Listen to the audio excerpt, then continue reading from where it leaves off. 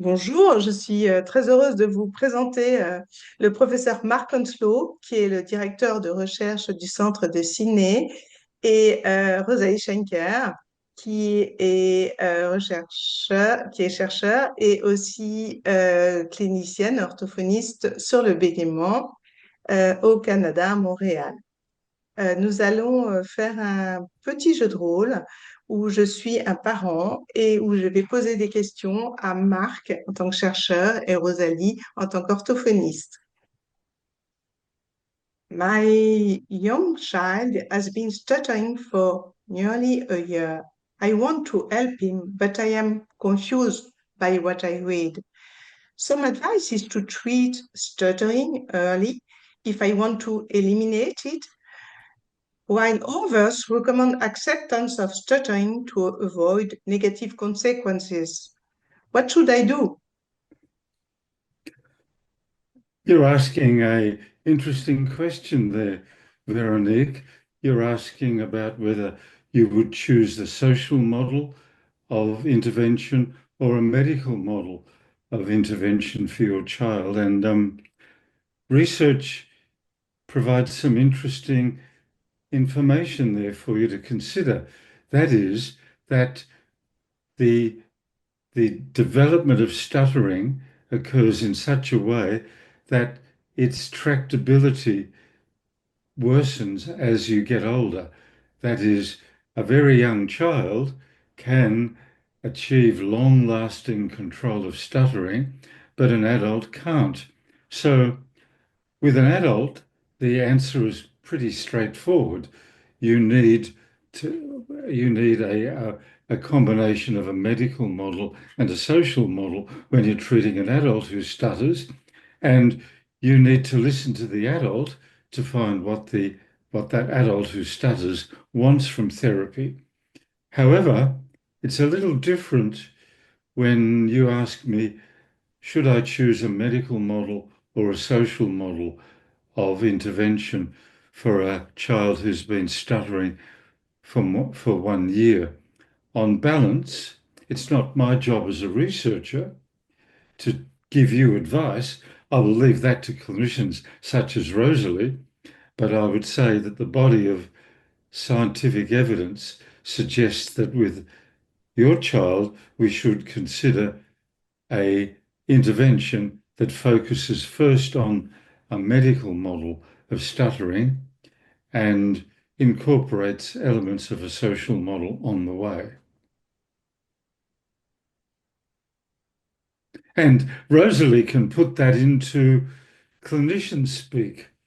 So I agree with you, Mark. And what you're saying is that the evidence is telling us that the best prevention of stuttering over a lifetime is early intervention. Okay. Yes, So I think one of the questions, and a lot of people have been questioning that as a form of intervention and suggesting that a better treatment for young children might be acceptance, teaching them to accept their stuttering or helping them to accept their stuttering early in life. I think what the parent has to do and what we all have to do as clinicians is to consider the impact that the stuttering is having or may have potentially on that child, and what difference would each kind of treatment make to that child's life. For example, if the child then has a treatment and ends up being whatever the treatment is, and ends up being less severe stutterer, or I think that's a positive treatment, and no matter what form it takes, my experience, my preference would be to follow a social model and to deal with stuttering at its earliest level, probably before the kinds of issues that are being raised, issues of development of shame or um, any other kinds of emotional concerns on the child, probably haven't begun to develop yet. Or if they have, are at such low risk that they can be eliminated by a successful early treatment. So what does the research say about that? the research says a lot about that. It says that if if you have a treatment for early stuttering, the effect size is very large, meaning that on balance, there is a really good chance that an individual child will be able to stop stuttering for a clinically important period. This is often expressed in odds ratios, and to this parent, Veronique, I would say if your child has early intervention at this stage of the development of stuttering, in 6 months, there's 7 times more chance that your child will not be stuttering than if your child doesn't have the intervention, providing the speech pathologist has suitable training in that. And to pick up with what Rosalee said, you are talking about risks here. And we know that adults who stutter have impaired quality of life that's equivalent to serious medical conditions such as HIV, cardiovascular disease, and diabetes. And that's because, unlike those conditions, children begin to stutter when they're younger than 3 years of age, like your child has done. Is he a boy or a girl? Is your child a boy or a girl, A boy. Veronique? A A boy. boy. Well, he began to stutter a year ago, and there is absolutely no doubt, as a researcher, that I can say that the risks of quality of life impairment are equivalent to those diseases when he comes to be an adult. And that's because he is stuttering now, and he potentially could experience that all through his life. And you ask, is it a sensible thing to teach him to accept his stuttering? Well, yes, a clinical psychologist would say that makes sense. There are psychological resilience programs. However, a more direct approach is to try to remove the stuttering with clinical trials. And that is a direct approach. And as a researcher, I can say to you, where do these risk factors come from? And they come from children actually stuttering, doing things like your boy is doing, repetitions, perhaps prolongations, perhaps he's grimacing when he's talking, I don't know. But research shows that we can stop those things happening. True, if you say, I'm just going to get a clinical psychologist to do a psychological resilience program to prepare my boy for a lifetime of stuttering, that could work, but it's not the direct route, and it's not what science says. I don't know if I've upset the clinician here by saying all this, but from a scientific perspective, it's true. I agree with you completely. I want to talk to the parent as a clinician, and I guess there are a couple of points that I think are important to point out here. One is that the outcomes or the outcome of early stuttering treatment for children has shown that in many cases, I don't want to say all, but in the great majority of cases, we can either eliminate or greatly reduce the severity of stuttering just by using a behavioral model. However, I think the point that has been brought up by people who are debating the importance of the social model is that we know, even Mark, I'm sure you would agree that the very early research shows that there is some negative consequences. There are negative consequences that have been shown given to very young children, preschoolers. Marilyn, Oh, indeed. The standard quality of life measures show that preschool children are on the way to developing unusual quality of life indices. Yes. So why can we not merge these two models when it's necessary? And I'm not saying that it's necessary in every case, but I think we have good assessment procedures to be able to identify perhaps those children who are at risk for the development of negative characteristics related to their stuttering, and later maybe, shame Yes. or embarrassment. So in those cases, why not use a therapy that incorporates both models? And Well, I'm a researcher, but I'm going to take up that hat off and say, why wouldn't you incorporate the two? Um, Putting my researcher hat back on, data shows that stuttering upsets little children and it upsets parents. So if you say to me, why would you deal with that clinically? Well, of course you would. Or if you saw a child who was suffering from stuttering and a parent who was distressed from it, as you will, you wouldn't ignore it. That would just be stupid.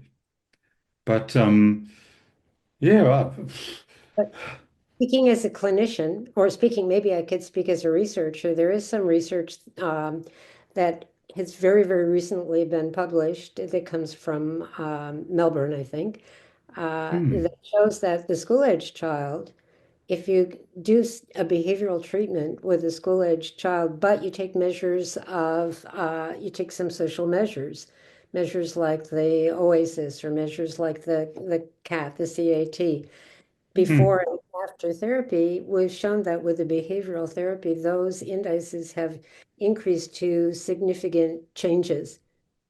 yes, So saying yeah, this yeah.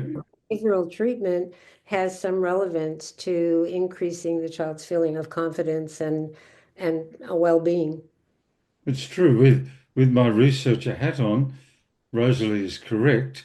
Behavioral treatments designed to control stuttering, improve psychological function in 7 to 12-year-olds, and there are data to show it improves psychological functioning in preschool children also.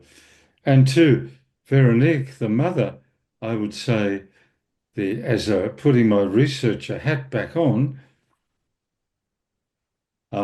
if a child gets to 7 to 12 years of age and is still stuttering, that child has 4 times more risk of being diagnosed with social anxiety disorder, social phobia, than any other child. So that's the risk. And as a clinician, I would say we have a professional responsibility to do the best practices that we can. And if that means incorporating these two models, I think we owe that to our families, to our parents, to Yes, our therapy. yes.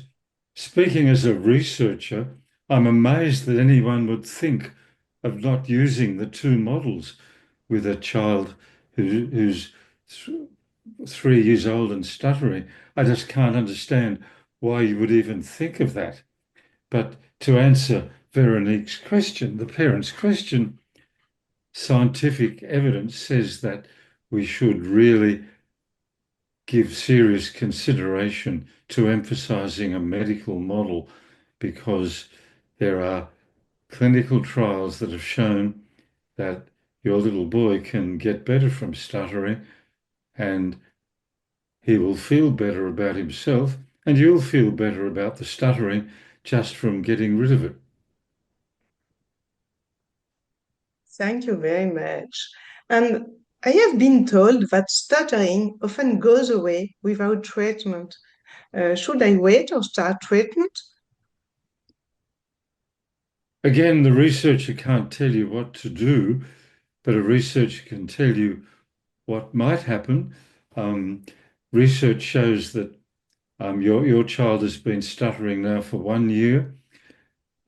Probably the chances are low that he will recover in the next 6 months. So the average child will be stuttering for 18 months.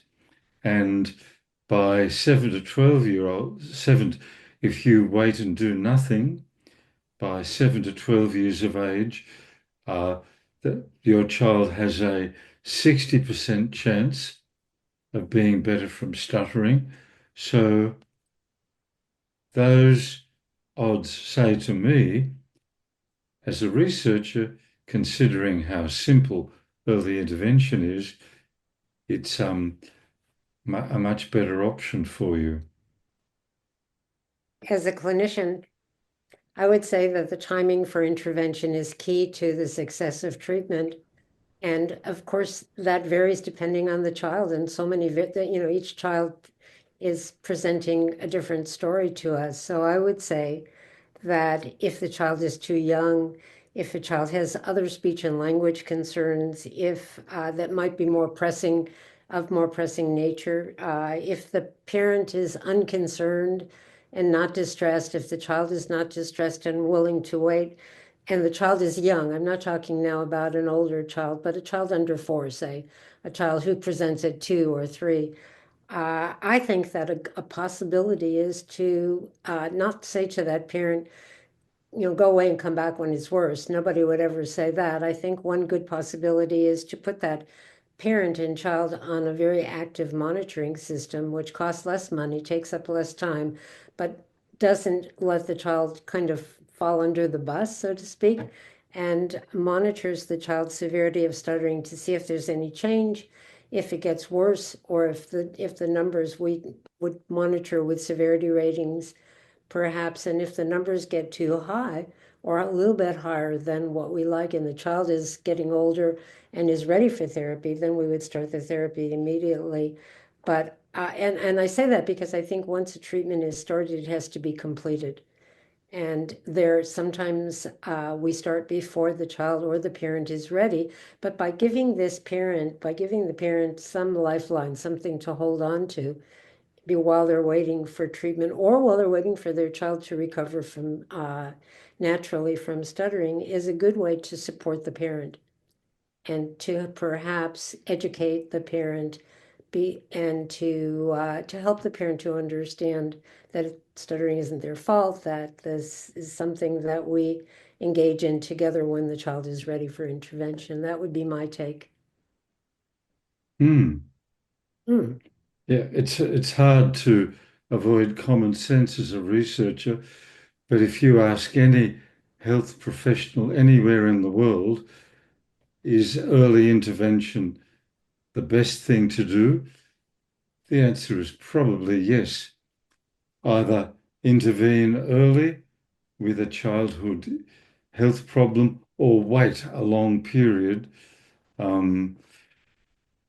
Early intervention is best. And what Rosalee was talking about is the principle of healthcare. It's called stepped care in English, where you have the very best treatments and the very simplest treatments. And you start off with the very simplest of treatments. Rosalee said one. Another one, I can tell you from my knowledge of the literature, there are 1 or 2 variables about parents' behavior that you could change to see what might happen. It is very simple. At the other extreme, there are complete treatment packages like the Lidcombe program, Restart DCM, but you don't just want to jump into them. You want to find the most effective treatment that works best as soon as possible, just like Rosalee said. And the reason for that, I think we would certainly both agree, is that there are so many children who stutter around the world who don't have access to good care, to good speech therapy. And it would be a program that can eliminate a percentage of children easily by doing some intervention that's not expensive and that could Yeah. maybe be done online, as I know you support, Mark, is the first step to being able to deal with the problem easily. Yes.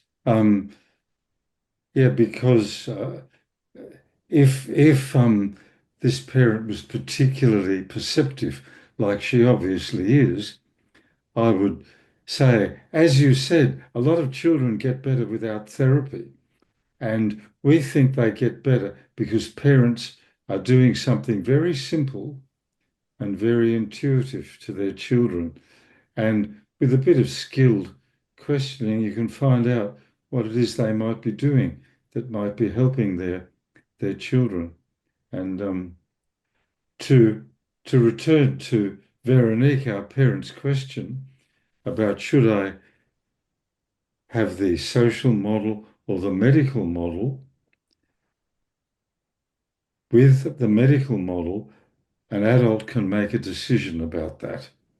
But you, parent, have to make a decision for your little boy. And only you can make that decision. And I can't tell you what to decide. All I can do is put this evidence in front of you, and you have to decide for your little boy what is best. Is that a fair thing to say to this mum, Rosalee? Absolutely. I think that we have a responsibility, again, going back to our professional obligation, we have a responsibility to provide all the information that we can to a parent, to offer ourselves as, as a sounding board for the parent to make sure that all their questions are answered and to allow them to know that we're there to support them, depending on Yes, any decision that they make. But I think it's important for us to provide all the information, just not from one point of view. that's right. And as a researcher, I'm aware of all these conflicting views.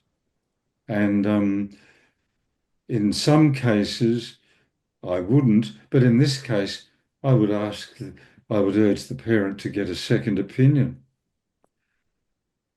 because it's such an important decision. We have said your little boy is at risk of mental health issues. Added to that, your little boy may be at risk of having uh, poorer educational outcomes than other children. Your little boy is at risk of not getting the job he wants because of stuttering.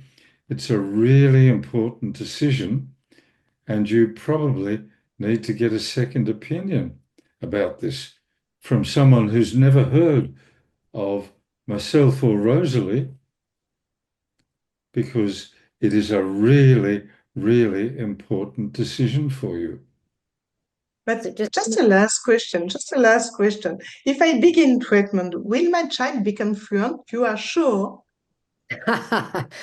Before we answer that, I just wanted to add one more thing to the last conversation.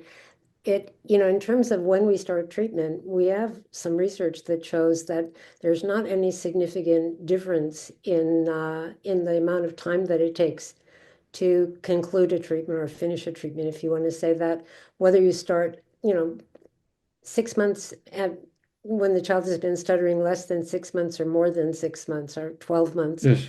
And I think that's important for a parent to know too, so that the parent feels confident if they decide to wait a bit. Yes, and wait a bit is the key phrase. If you wait till the child is older than 6 years, then things start to change a lot because the brain becomes less adaptable in the child, and a child is less able to adjust, as we say, neural speech processing.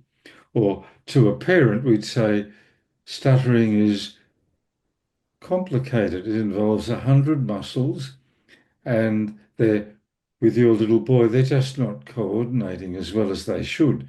But your little boy, his brain is adaptable enough to cope with that now, but that will stop at a certain age. So Rosalie says you can wait a bit. I'm not sure I agree with that, but you can't wait more than a bit. I agree. Yeah. Okay. But back to the question that all parents ask, are you sure my child will get better? And as a researcher, I will say I can't guarantee anything. nobody can guarantee anything because research pertains to all children who stutter, and you are asking me about your little boy. So I am not sure, but one thing I am sure about as a researcher is that if your little boy has treatment now to control stuttering, there is a really good chance that it will be effective. I'm sure of that. And from a clinician's, I agree with you, Mark. And from a clinician's point of view, I think what I'm beginning to ask parents and you're right, parents always ask that question. Will my child stop stuttering? And you're right, you can't guarantee that they will. But I think now when parents ask me that, I ask them to define what that means to them. What does successful treatment mean? And to me, it's beginning to mean more than just stopping stuttering. It's beginning to mean things like, will my child be a good communicator? Will my child feel good about themselves? Will my child be able to say what they want to say when they want to say it? And so 100% fluency is not necessarily the goal of any treatment, even with a very young child, although the very young child is more likely to eliminate their stuttering than the older, more persistent stutterer. So I think we need to, as professionals, again, I think we need to think about what is our treatment goal. And it's more than just eliminating stuttering. It's reassuring parents, it's reassuring children, it's merging these two points of view so that we can do better therapy. I think that's the goal, is to be the best therapist that we can, but we have to embrace every point of view in order to do that. Thank you very, very much, Mark and Rosalie.